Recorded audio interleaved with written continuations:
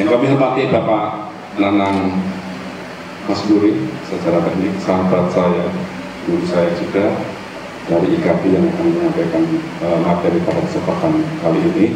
Kemudian yang kami hormati pula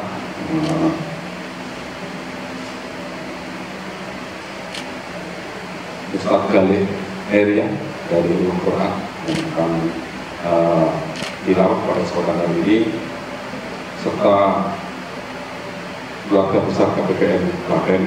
Kita bisa kami sampaikan satu persatu yang kepada Allah. Pertama-tama adalah bersyukur kita panjatkan kepada Allah Ta'ala segala nikmat dan karunia yang dilimpahkan kepada kita semua, sehingga pada kesempatan hari ini, hari ke-15 ya, yang izin Allah kita bisa sama-sama bermuajah di sini, bertemu di sini di aula yang sederhana ini, di ruangan ini, dalam rangka bersilaturahmi menghadiri pengajian Al-Quran.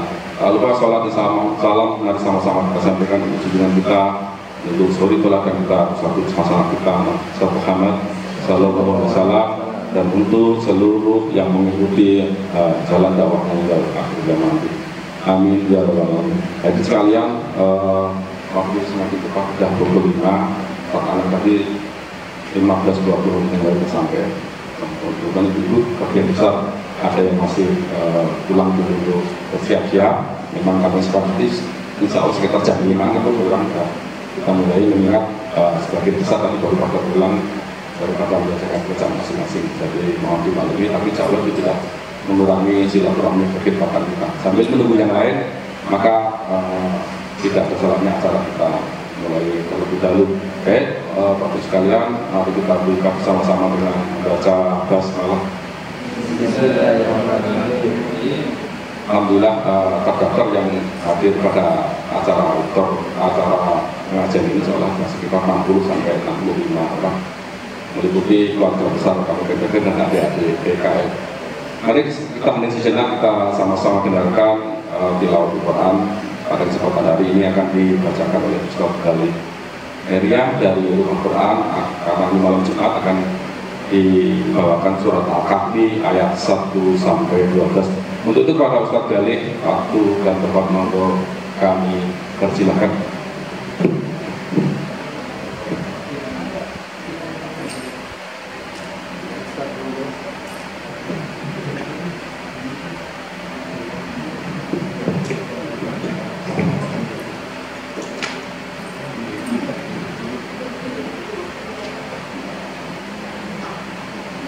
Assalamualaikum warahmatullahi wabarakatuh. Waalaikumsalam warahmatullahi wabarakatuh. A'udzu billahi minasy syaithanir rajim. Bismillahirrahmanirrahim. Alhamdulillahi rabbil alamin. Ar-Rahmanir Rahim, Maliki Yawmiddin. Iyyaka na'budu wa iyyaka nasta'in. Ihdinas siratal mustaqim. Siratal ladzina an'amta 'alaihim ghairil maghdubi 'alaihim waladdallin.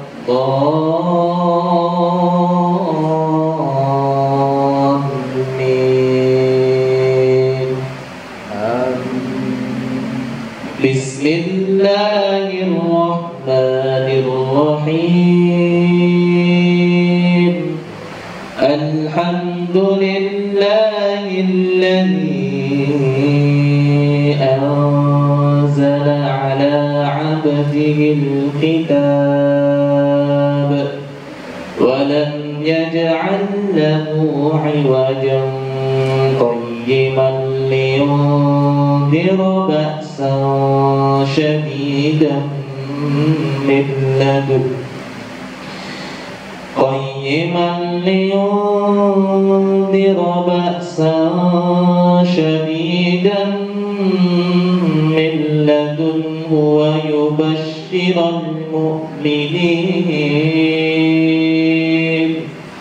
ويبشر المؤمنين الذين يعملون الصالحات أن لهم أجرا حسنا ماكثين فيه أبدا وينذر الذين قالوا اتخذ الله ولدا ما لهم به من علم ولا لآبائهم كبرت كلمة تخرج من أفواههم إن يقولون إلا كذبا فلعلك باخع نفسك على آثارهم إن لم يؤمنوا بهذا الحديث أسفا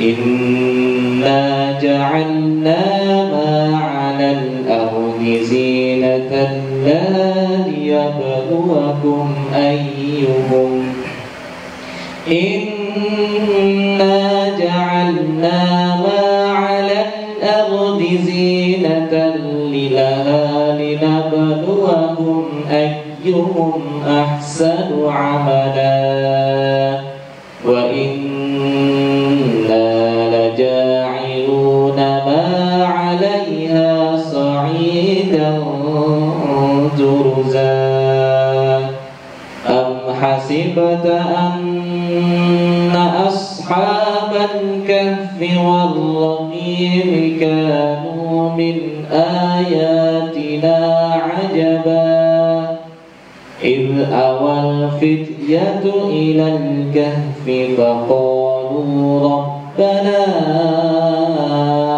آتنا من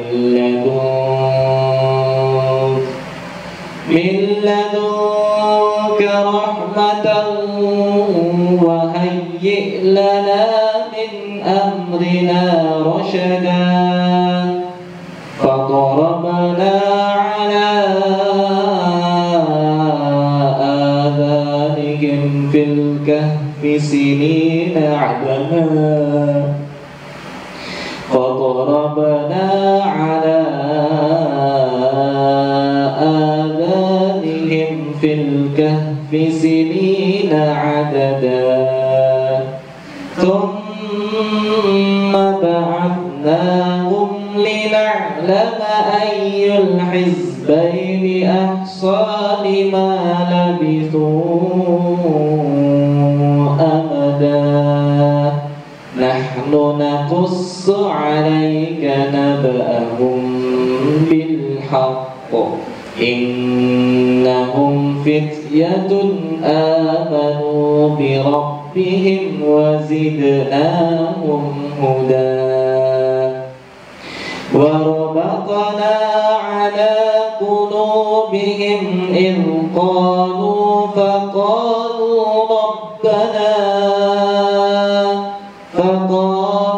ربنا رب السماوات والأرض لن ندعو من دونه إلها لقد كنا إذا شططا هؤلاء قومنا اتخذوا من دونه آلهة لا يأتون عليهم من دونه آلهة لولا يأتون عليهم بسلطان بين فمن أظلم ممن افترى على الله كذبا. Assalamualaikum warahmatullahi wabarakatuh. Waalaikumsalam warahmatullahi wabarakatuh. Waalaikumsalam.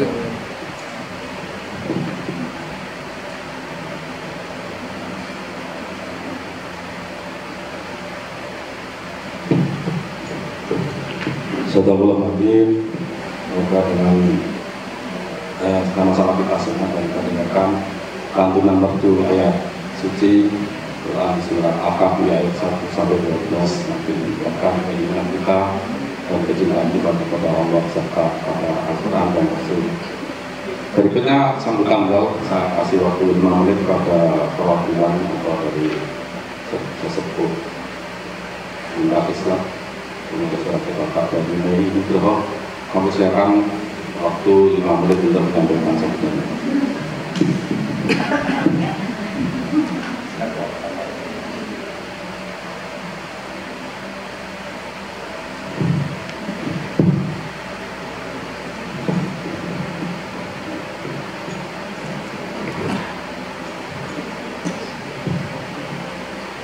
Assalamualaikum warahmatullahi wabarakatuh. Waalaikumsalam warahmatullahi wabarakatuh.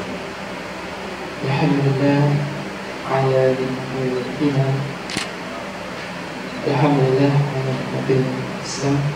Asyhadu an la ilaha illallah wahdahu la syarika lah.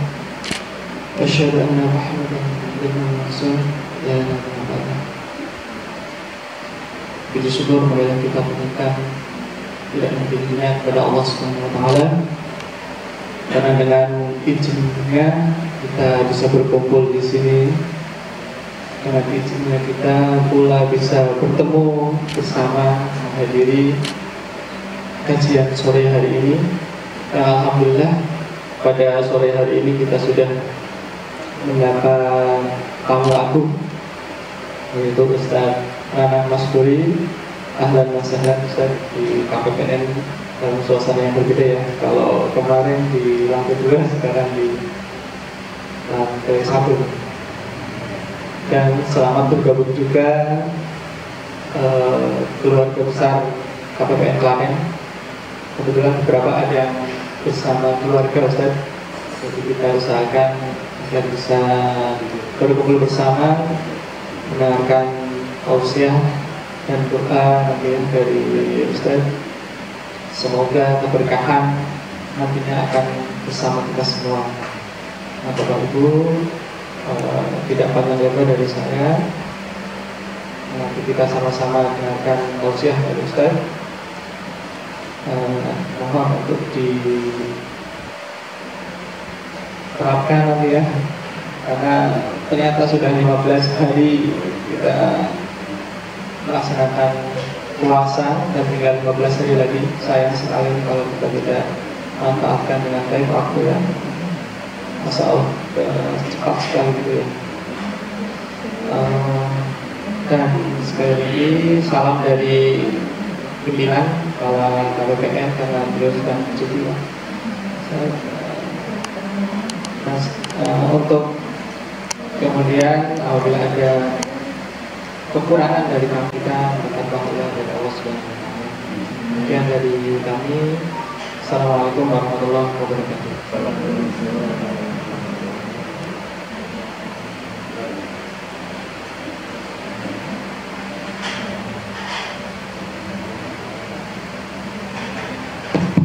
Terima kasih atur nuwun padan, singkat padat, jelas. Bapak sekalian yang dirahmati Allah, mari kita dengarkan sama-sama. Kemarin kita tenang mengisi di depan, tapi hari kita suasana baru karena melihat kondisi yang ini. Lebih baik kita ngumpet dulu ke belakang, ngumpet ke berarti kalah, tapi ngumpet untuk menang, lebih nyaman di sini dan dekat dengan musola. Selama sampai dengan azan maghrib nanti Ustaz langsung pimpin doa aja. Kemudian menjelang azan maghrib saya minta Mas Dayat untuk azan di musola. Nanti selama itu juga waktu dan kesempatan panggung milik Ustaz Nanang Masburi sebetulnya. Guru saya ini, sahabat saya, teman lama, pernah mampir di rumah saya di Jakarta juga. Alhamdulillah. Monggo.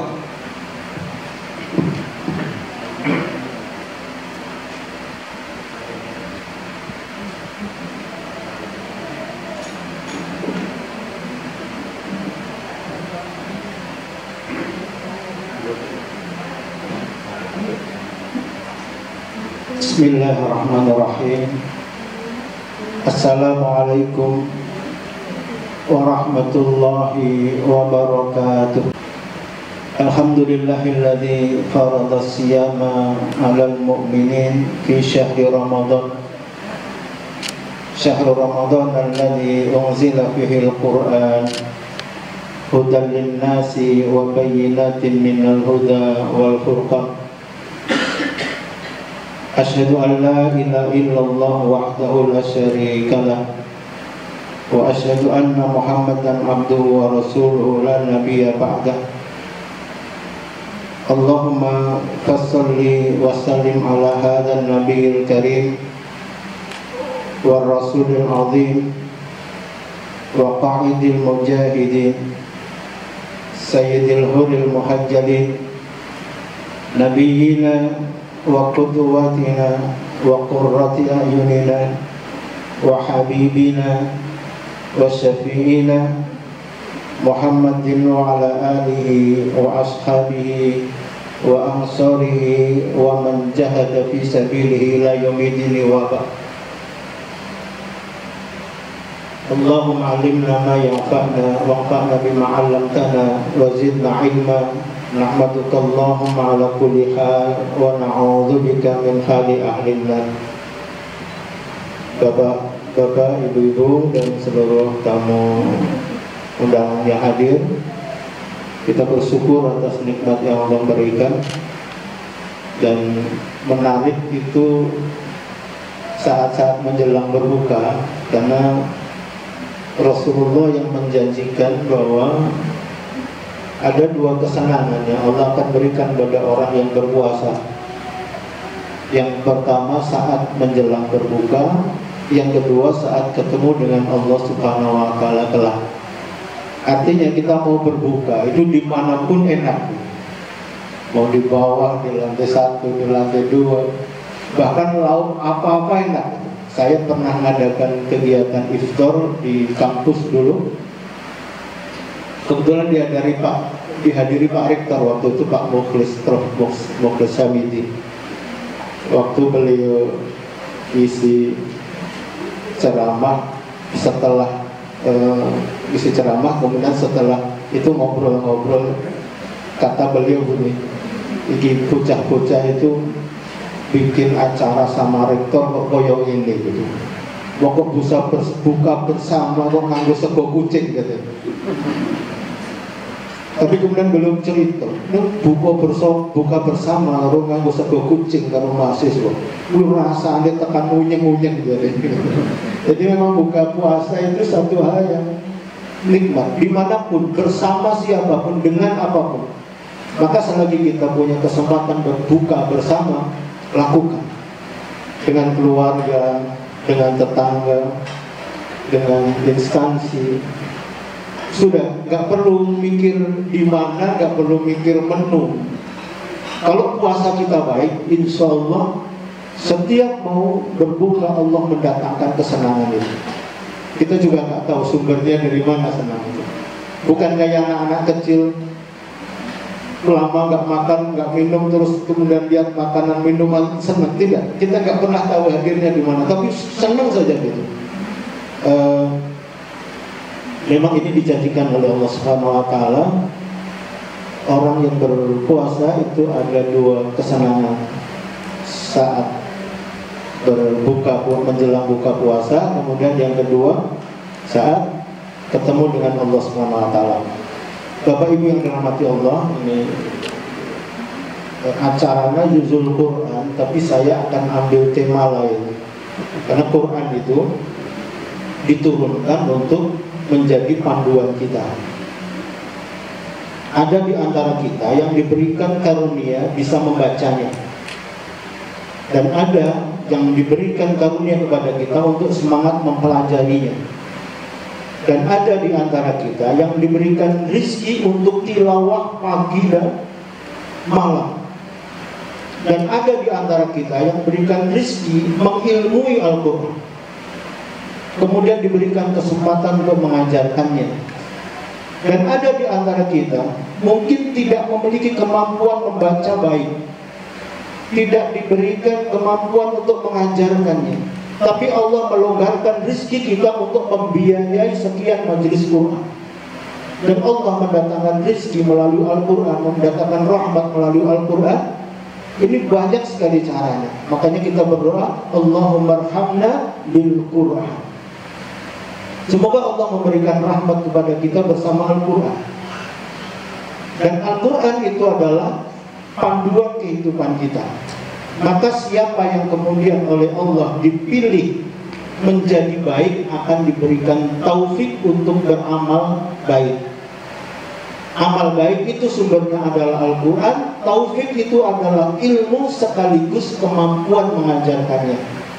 Mungkin di forum yang sama ini saya sering ulang-ulang karena saya mengingatkan diri saya sendiri juga bahwa tidak setiap kebaikan yang kita ketahui langsung bisa kita kerjakan, dan tidak setiap keburukan yang kita pahami langsung kita bisa tinggalkan. Kita butuh taufik. Di samping ilmu juga kemampuan untuk mengerjakannya. Doa yang diajarkan oleh ulama, Allahumma arinal haqqa haqqa warzuqna tiba'ah wa arinal batila batila warzuqna ijtinabah. Berangkat dari hadis ini, idza aradallahu bi'abdi khairan ista'malhu. Wa qila kaifa yasta'malhu ya Rasulullah? Qala yuwaffiqhu bil amali shalih qabla al-maut.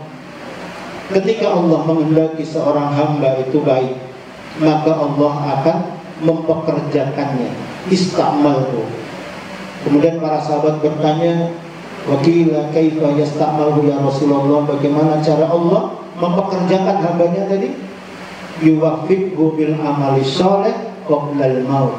Allah akan memberikan taufik pada dia untuk beramal soleh sebelum maut. Berarti dia tahu mana baik, mana tidak, sekaligus diberikan kemampuan. Setiap kita tahu bahwa puasa itu baik, tapi tidak setiap kita diberikan kekuatan untuk berpuasa. Setiap kita diberikan pengetahuan, banyak di antara kita diberikan pengetahuan, sholat jamaah itu pahalanya berlipat-lipat dibanding sholat sendirian. Tapi tidak banyak di antara yang tahu tadi mendapatkan taufik untuk bisa berjamaah. Apalagi datang ke masjid sebelum takbiratul ihram imam. Padahal hadisnya sangat kuat, barang siapa yang menjaga sholatnya di 40 hari, arba'ina yauman, tidak ketinggalan takbiratul ihramnya, maka diampuni dosa yang telah lalu dan dosa yang akan datang. Dan hadis ini banyak kita pahami, tapi tidak banyak di antara kita yang mengetahui, tapi sekaligus mendapatkan taufik mengerjakannya. Banyak di antara kita yang tahu mestinya memberikan iftar, buka puasa, meskipun hanya dengan seteguk air atau sebiji kurma. Orang yang berpuasa, dia mendapatkan pahala sebagaimana orang yang berpuasa tanpa mengurangi pahala yang berpuasa. Tapi tidak banyak di antara kita yang kemudian bersungguh-sungguh menyisihkan sebagian dari yang kita miliki untuk berbuka.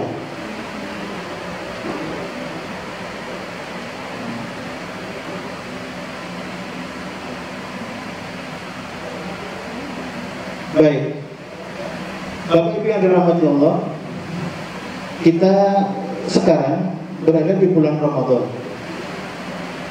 Dan Ramadan ini adalah satu kesempatan yang Allah berikan pada kita untuk melipat gandakan pahala amal. Usia kita rata-rata umat Muhammad SAW itu 60 sampai 70 tahun. Yang lebih dari 70 tidak banyak, yang kurang dari 60 juga tidak banyak. Rata-rata usianya antara 60 sampai 70. Akan tetapi Rasulullah pernah diberikan isyarat oleh Jibril bahwa besok umat-umat lain tidak akan masuk surga sebelum umat Muhammad ini memasuki surga. Artinya usia kita yang pendek itu memiliki kelebihan dibanding umat sebelumnya. Bapak Ibu pirsa berapa usia Nabiullah Nuh alaihissalam? 1250 tahun. Beliau berdakwah selama 900 tahun, mendapatkan pengikut 80 orang. Sekarang kita sekali klik di Instagram kita, di Facebook kita, di akun-akun medsos kita yang lain, yang mendengarkan sudah banyak, bahkan banyak yang followernya sampai jutaan like. Tapi dulu beliau berdakwah selama 900 tahun, pengikutnya cuma 80. Kalau dihitung dalam beban pekerjaan, kita nggak ada apa-apanya. Kalau dihitung dengan beban masalah, kita tidak ada apa-apanya. Tapi kenapa dijanjikan masuk surga lebih dahulu? Inilah keistimewaan umat akhir zaman. Ternyata ada salah satu rahasianya. Salah satunya adalah Ramadan, dan hal yang lain adalah kita diberikan pahala di saat kita sudah tidak berbuat kebaikan. Makanya ada dua cara mendapatkan pahala yang banyak itu. Yang pertama, kita mendapatkan bagian pahala di saat kita tidak beramal. Kemudian yang kedua, kita mendapatkan pahala yang berlipat dari amal kita. Kita coba bahas yang pertama. Kita mendapatkan pahala di saat kita sudah tidak lagi melakukan kebaikan itu. Dari cerita yang disampaikan oleh sahabat Anas bin Malik, Rasulullah sampaikan, sabun yajrilil abdi ajruhunna wa huwa fi qabrihi ba'da mauti. Ada 7 pahala yang terus mengalir bagi seorang hamba padahal dia sudah tidur di kuburnya setelah kematiannya. Jadi kita itu tidur di kuburan, tapi pahalanya masih mengalir. Ini cara satu yang pertama. Jadi usianya pendek, usia biologisnya pendek, tapi usia amalnya bisa ribuan tahun gitu. Nabiullah Nuh sampai 900 tahun kan. Kita bisa juga begitu. Kita bisa bayangkan karya Imam Syafi'i misalnya, sampai sekarang masih dipakai oleh banyak orang. Bahkan sahabat Anas bin Malik ini 14 abad yang lalu hadisnya masih dipakai oleh kita. Apa 7 itu? Man 'allama ilman, siapa yang mengajarkan satu ilmu yang bermanfaat. Bisa ilmu agama, bisa ilmu kehidupan. Selagi ilmu itu bermanfaat dan dimanfaatkan orang, maka dia mendapatkan pahala itu terus menerus. Maka rajinlah kita belajar kemudian mengajarkannya. Dalam rahasia Quran, khairukum man ta'allamal Qur'ana wa 'allamah. Yang terbaik di antara kalian adalah yang belajar Al-Quran, mau belajar Al-Quran, kemudian mengajarkannya. Karena begitu kita mengajarkan Al-Quran, orang yang kita ajari tadi bisa membaca Al-Quran, dia membaca, mendapatkan pahala bacaannya, kemudian kita yang mengajarkan dapat pahala yang sama tanpa mengurangi bacaannya. Kalau kemudian dia mengajarkan lagi, begitu seterusnya. Jadi kita akan mendapatkan pahala di saat kita tidak beramal. Salah satunya adalah 'allama ilman au ajra nahran, atau orang yang mengalirkan sungai. Kalau di kampung ada Pak Ululu gitu ya, membuat jalur air yang ini bisa dimanfaatkan banyak orang. Selagi jalur air itu bisa dimanfaatkan, dia dapat yang banyak. Kalau bagi yang pernah lewat itu Sabuk Madinah itu kan ada jalur air yang dulu dibangun zaman Harun al-Rasyid. Ada saluran sungai ada di situ. Tapi sekarang sudah tidak berfungsi karena sudah ada pipa-pipa yang ada. Kedua, mengalirkan sungai. Para orang menggali sumur. Mungkin kalau kita tidak begitu berpikir karena ada PDAM ya. Tapi saya di beberapa tempat itu memang PDAM nggak ada. Kalau masyarakat bikin sumur, kedalamannya lebih dari 50 meter dan tidak semuanya mampu. Kalau kemudian ada di antara kita yang membangun sumur, kemudian sumur ini dipakai yang lain, maka dia mendapatkan pahala selagi sumur itu dipakai. Tempat mikot yang dari Medina itu ada bin Ali namanya. Bir Ali itu dari kata Bi'run Ali, sumurnya Ali. Dulu Ali membuat sumur di situ. Dan airnya masih dimanfaatkan. Sekarang banyak lembaga-lembaga yang membuat wakaf sumur. Selagi dia dimanfaatkan, maka akan mengalir pahala itu. Allah rasa nahlan, atau dia menanam pohon kurma yang umurnya sangat panjang. Setelah dia wafat, mati, kurma ini masih bisa bermanfaat. Pernah dengar hadis Rasulullah mengatakan, seandainya engkau mengetahui besok pagi itu kiamat dan masih ada biji kurma di tanganmu, maka tanamlah. Ini satu isyarat bahwa menanam sesuatu yang harapannya panjang, meskipun tidak menghasilkan sesuatu yang bisa dipastikan, tapi adalah peluang pahala. Aubana masjidah, atau membangun masjid. Dulu saya pernah membahas tentang ayat membangun masjid ini. Ustadznya nyampaikan begini,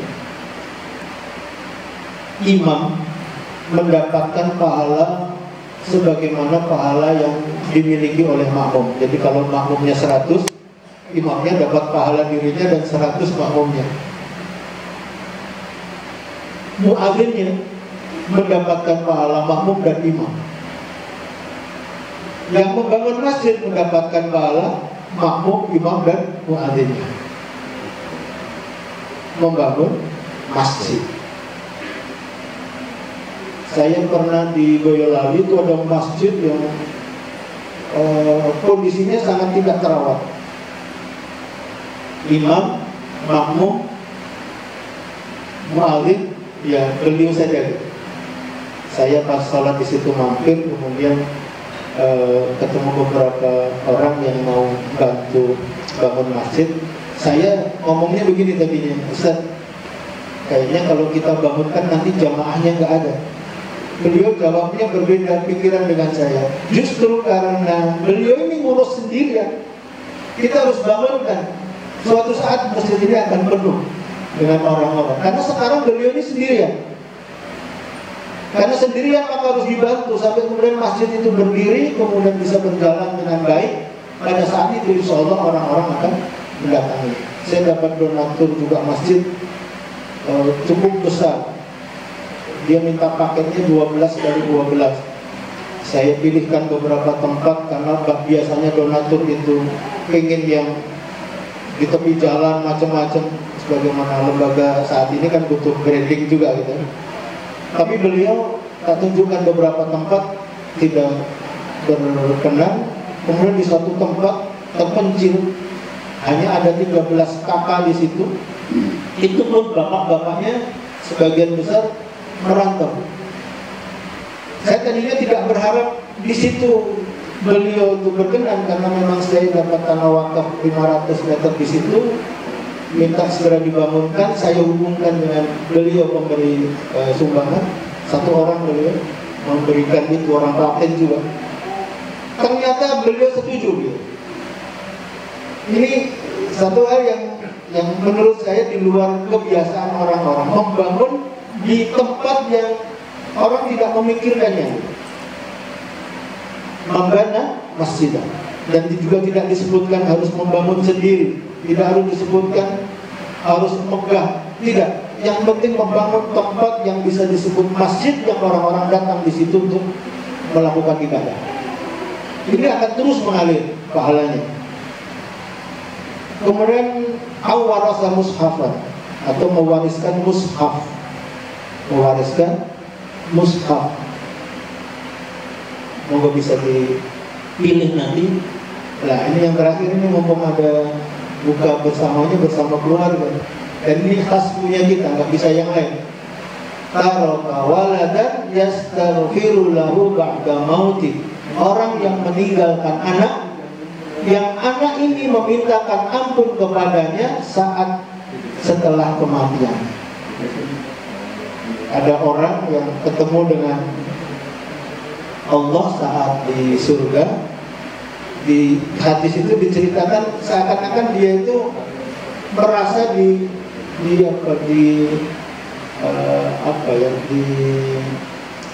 di PHP oleh Allah itu. Karena ditunjukkan surganya yang sangat luas. Kemudian orang ini, ya Allah, ini benar untukku ini. Kok main-main atau kok menghinaku, kira-kira gitu. Karena aku ini gak pernah punya apa-apa dulu. Ibadahku biasa-biasa saja. Pernah dijawab oleh Allah, ini adalah istighfar dari anak-anakmu untukmu. Ini penting bagi kita, Bapak Ibu yang dirahmati Allah. Maka mendidik anak sejak awal itu tidak bisa dikesampingkan dan tidak bisa dianggap bukan amal utama. Karena ini nanti menjadi bagian yang akan kita wariskan dan nanti menjadi sumber pahala di saat kita tidak bisa lagi berbuat sesuatu. Ini cara yang pertama.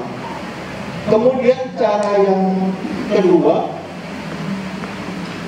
adalah dengan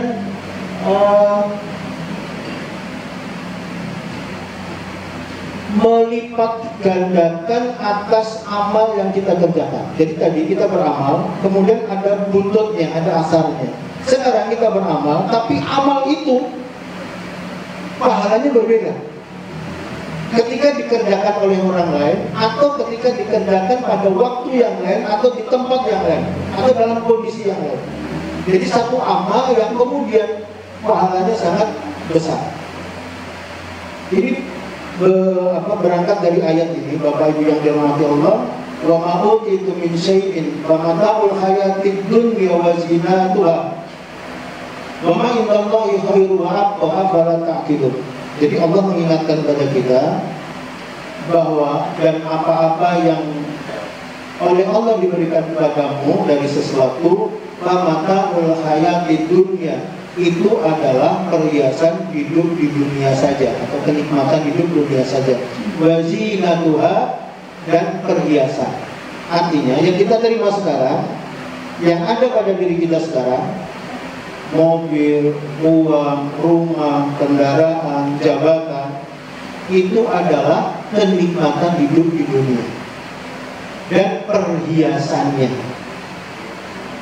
Wa ma indallahi khairu wa abqa, dan apa yang ada di sisi Allah itu lebih baik dan lebih kekal. Afala ta'qilun, apakah engkau tidak memahami?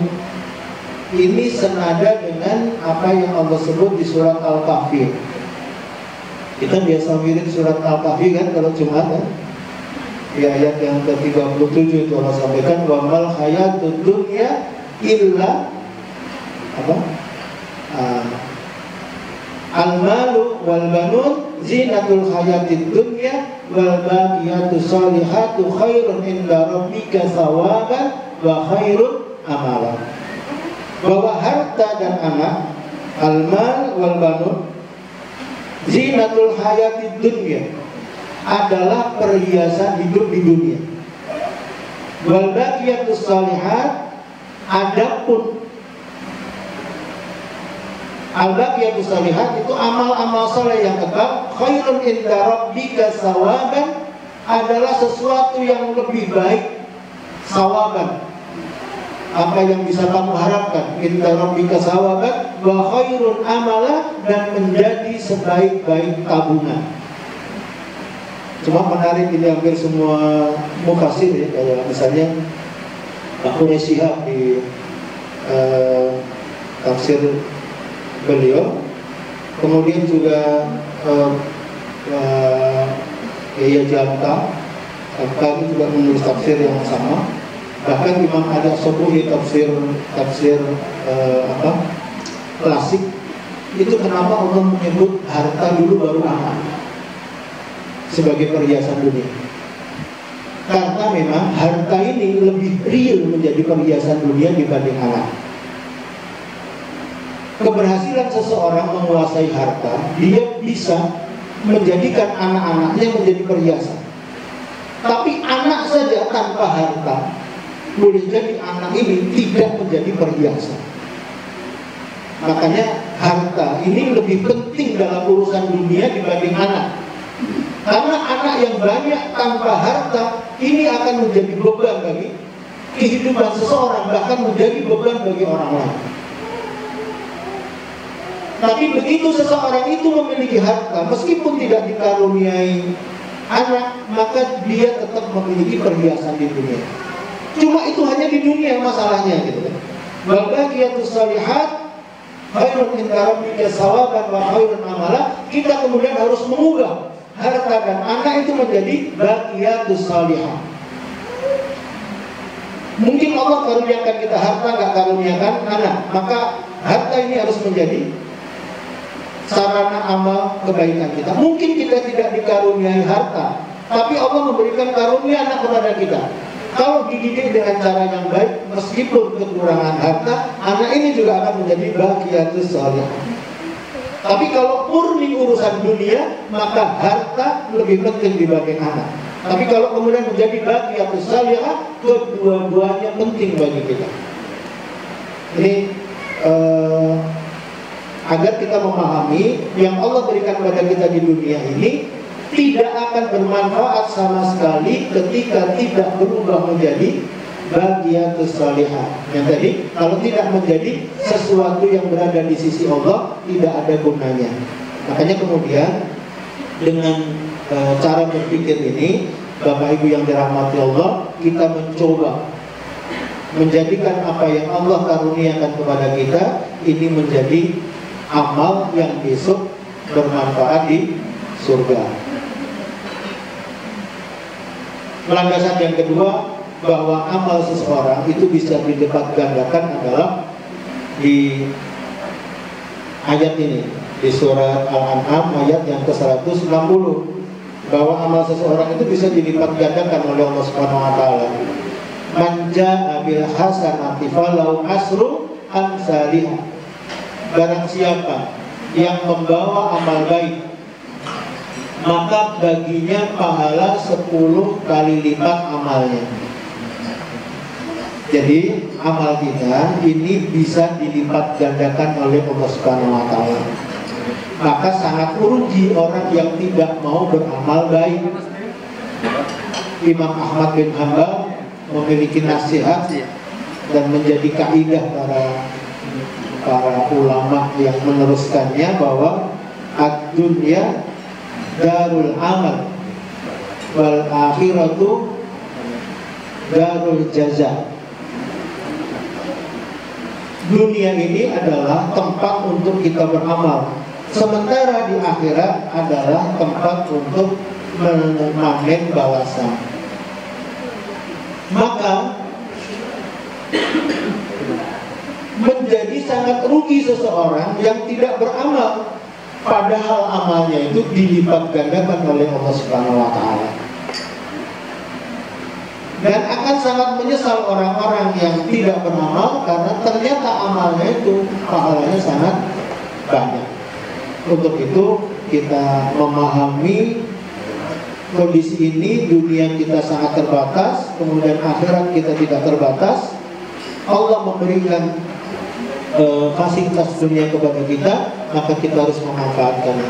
Pada satu keadaan kafilah dagang Utsman bin Affan itu dicegat oleh para tengkulak di luar kota Madinah, karena di kota sedang paceklik. Para tengkulak itu berharap membeli, kemudian akan dijual mahal di kota. Tapi Utsman mengatakan saat ditawar sudah 2 sampai 3 kali keuntungan dari pembelian. Tapi kata Utsman, enggak, aku menginginkan 10 kali keuntungan. Kata para tengkulak itu enggak mungkin, itu enggak masuk akal. Ya sudah, aku ke Madinah. Begitu sampai di Madinah, para tengkulak tadi protes, ya Umar, ya Utsman, apa yang kau lakukan? Aku beli 2 kali sampai 3 kali lipat, kau tidak berikan, sekarang membagi gratis. Kata Utsman menjelaskan ayat ini, logikanya aku mendapatkan 10 kali lipat, dan itu tidak mungkin dibayar oleh manusia, hanya Allah yang bisa membayarnya. Bahkan nanti dalam urusan khusus Allah sampaikan, masalul ladzina yunfiquna fi sabilillahi kamathali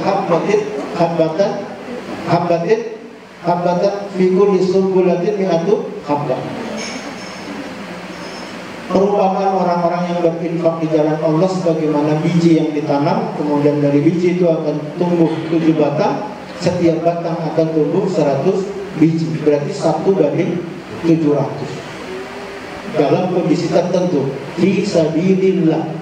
Tapi tidak setiap amal, tapi memang amal fi sabilillah yang nanti dampaknya sangat besar.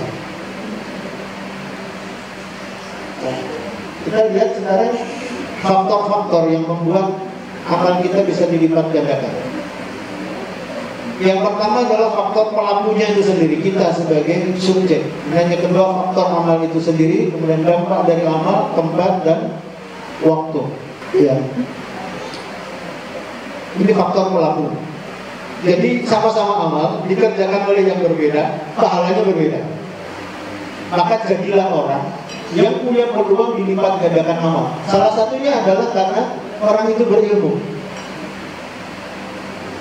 Lihat fa'illahu alladziina aamanu minkum walladziina utul ilma darajat. Ilmu itu dengan yang tidak berilmu sama-sama beramal tapi pahalanya berbeda.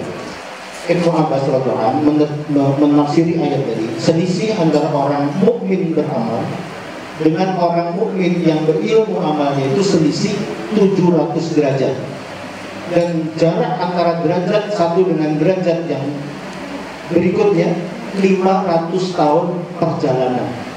Berarti kita bisa hitung berapa jarak selisih pahala amal yang berilmu dan tidak. Maka pentingnya kita berilmu sebelum beramal. Wala taqfu ma laysa lak bi'ilmun inna sam'a wal basara wal fu'ada kullu ulaika kana 'anhu mas'ula.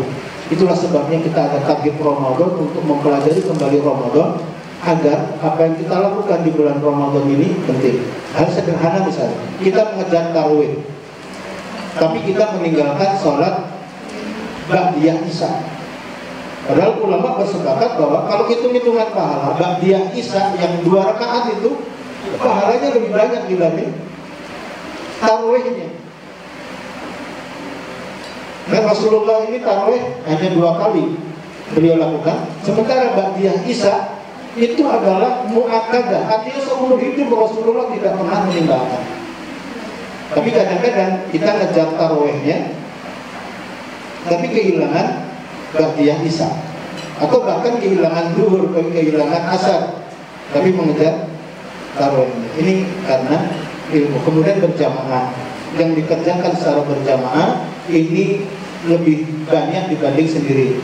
Contohnya sholat jamaah, apalagi sholat isya, sholat subuh. Bayangkan Bapak Ibu rahmatullah, siapa yang sholat isya berjamaah di masjid seakan-akan dia sholat setengah malam. Dan kalau dia sholat berjamaah subuh di masjid, dia sholat sepenuh malam. Gak ada orang yang kuat. Tapi ketika dia berjamaah, Allah membuat penikmatan pahala itu begitu besar. Kalau kita tidak tahu, kita akan mencari. Sampai Rasul memberikan isyarat, seandainya orang-orang munafik tahu berapa besarnya pahala sholat isya dan subuh berjamaah di masjid, maka dia akan mendatanginya meskipun dengan cara merangkak. Ini butuh ilmu juga misalnya.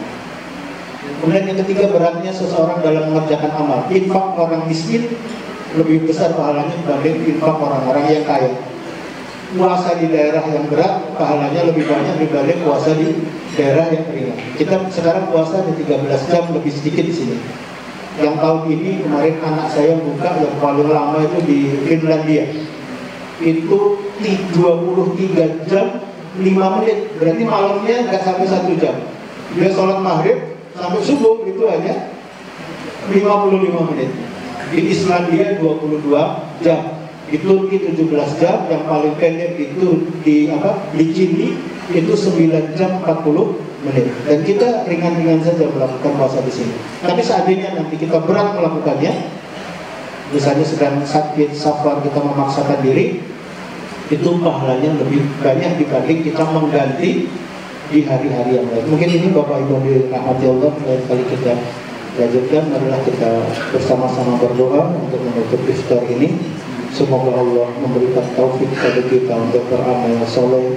Allah melindungi keluarga kita dan menjadikan keluarga kita adalah keluarga surga yang telah akan dipersatukan oleh Allah di dalamnya.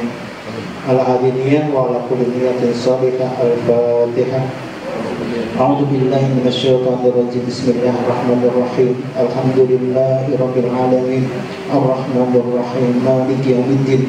إياك نعبد وإياك نستعين اهدنا الصراط المستقيم صراط الذين أنعمت عليهم غير المغضوب عليهم ولا الضالين آمين. إن الله وملائكته يصلون على النبي يا أيها الذين آمنوا صلوا عليه وسلموا تسليما. اللهم صل على ملائكتك المقربين وأنبيائك والمرسلين وأهل طاعتك أجمعين وارحمنا معهم يا أرحم الراحمين. الحمد لله رب العالمين حمد الشاكرين حمد الناعمين حمدا يوافي نعمه ويكافئ مزيده. يا ربنا لك الحمد كما ينبغي لجلال وجهك وعظيم سلطانك، ولك الحمد بالإيمان ولك الحمد بالإسلام ولك الحمد بالقرآن ولك الحمد بشهر رمضان ولك الحمد بالأهل والمال والمعافاة ولك الحمد حتى ترضى ولك الحمد إذا رضيت ولك الحمد بعد الرضا ولك الحمد على كل حال. ربنا ظلمنا أنفسنا وإن لم تغفر لنا وترحمنا لنكونن من الخاسرين. ربنا اغفر لنا ولوالدينا وارحمهم كما ربونا صغارا.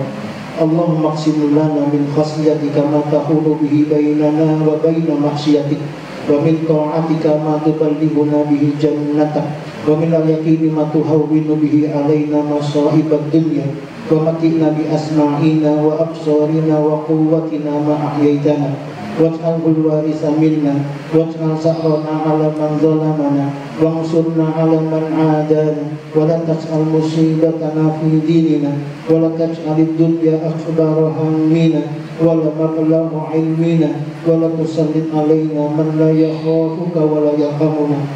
اللهم أصلح لنا ديننا الذي هو عصمة أمرنا وأصلح لنا دنيانا التي فيها معاصنا وأصلح لنا آخرتنا التي إليها معادنا واجعل الحياة زيادة لنا في كل خير واجعل الموت راحة لنا من كل شر.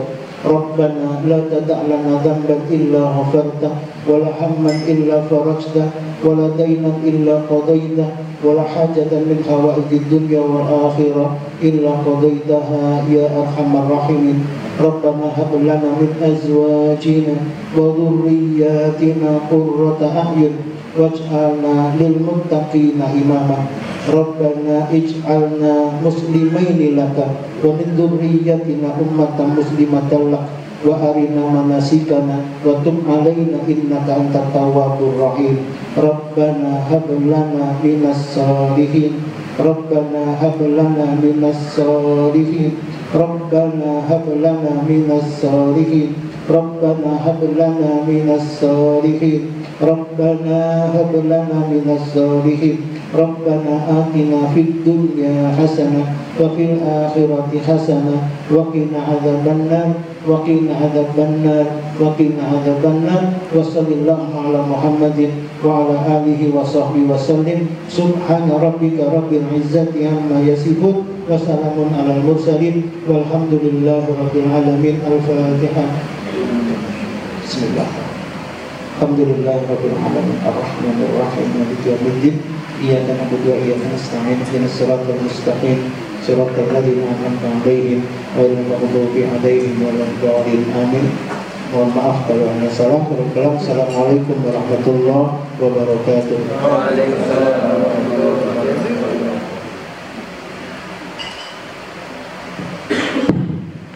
Alhamdulillah Bapak Ibu yang dirahmati Allah, dengan demikian rangkaian pengajian pada hari ini alhamdulillah sudah kita sama-sama dengarkan.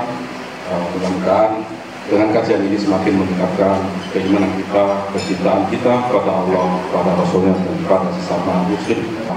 Demikian saya akhiri dari Badan Amalan Islam KPI Merapen. Mohon maaf atas segala kekilapan dan kekurangan. Terima kasih atas segala atensinya kehadiran Bapak sekalian. Semoga kita segera merapat ke musola untuk sholat berjamaah. Cukup sekian. Assalamualaikum warahmatullahi wabarakatuh. Waalaikumsalam warahmatullahi wabarakatuh.